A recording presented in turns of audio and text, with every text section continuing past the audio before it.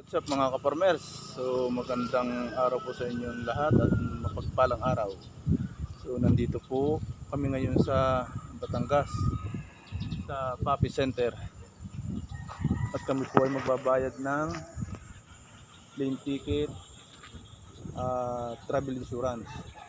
So naka-schedule po kami ng flight, tentative po ng May 22 ang arrival dun sa South Korea. Kung matutuloy po kami noon ay alis po kami ng May 21 ngayong buwan na to. So ayan, babayad po kami ng plane ticket at travel insurance. Pagkatapos po niyan ay OWA naman, mag-aantay-antay na lang po ng update kung kailan po kami magbabayad ng sa OWA. Magbabayad po din kami doon ng mahigit 1,000. So yan po mga ka-farmers, magandang umaga po sa inyo lahat at pagpalang araw po. Ikaw kayo isang talo, ikaw yung naka-squat ng lahat. Balik ko yan. Para hindi naka-squat.